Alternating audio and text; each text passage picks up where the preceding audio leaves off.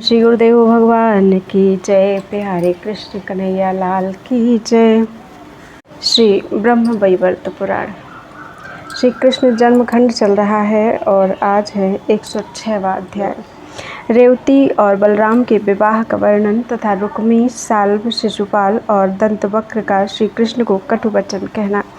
श्री नारायण कहते हैं, नारद, इसी समय महाबली राजा कुकुदमी अपनी कन्या के लिए वर की तलाश में ब्रह्मलोक से भूतल पर आए। उनकी कन्या का नाम रेवती था। वह निरंतर स्थिर, यौवन वाली, अमूल्य रत्नों से विभूषित और तीनों लोकों में दुर्लभ थी।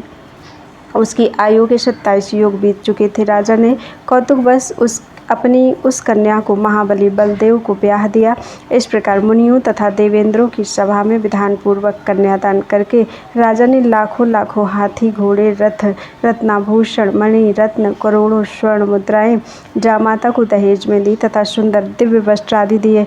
यूं बलशाली बलदेव को कन्या देकर राजेंद्र कुकुदमी अमूल्य रत्नों के सार से निर्मित रथ द्वारा कुंडन नगर को गए।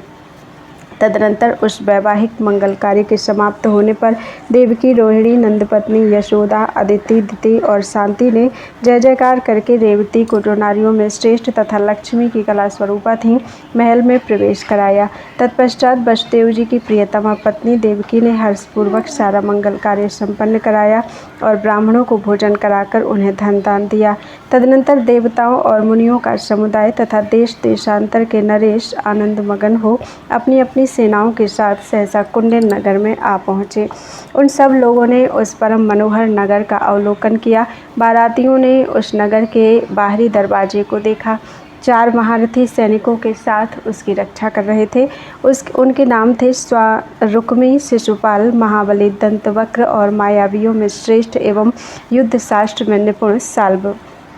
उस समय राजकुमार रुक्मी, जो युद्ध के लिए उद्यत हो नाना शस्त्रास्त्रों से सुसज्जित रथ पर सवार थे, श्री कृष्ण की सेना का अवलोकन करके कुपित हो उठा और ऐसे निष्ठुर वचन कहने लगा जो कर्ण कटु, अत्यंत दुष्कर तथा मुनींद्रों, देवगणों और मुनिवरों के लिए उपहासास्पद थे। रुक्मी ने कहा, अहो, कालकृत कर्म और देव को कौन हटा सकता है? भला मैं देवेंद्रों की सभा में क्या कहूँगा? क्योंकि जो नंद के पशुओं का रखवाला, गोपियों का साक्षात लंपट और ग्वालों की जूठन खाने वाला है तथा जिसकी जाति, खान पान और उत्पत्ति का कोई निर्णय ही नहीं है, यह भी पता नहीं कि क्या वह राजकुमार है अथवा किसी मुनि का पुत्र है, जिसके पिता वसुदेव क्षत्रिय हैं परंतु जिसका भरण पोषण वैश्य के घर हुआ है, जिस दुष्ट ने अभी हाल में ही मथुरा में धर्मात्मा राजा कंस को मार डाला है।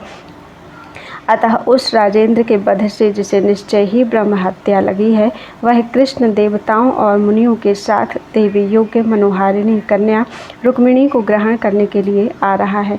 फिर साल्व, शिशुपाल और दंतवक्र ने भी कुवाक्य कहे। इन सबके दुर्वचनों को सुनकर बारात में आए हुए देवता, मुनि, राजागण और बलदेव जी सहित यादवों को क्रोध आ गया।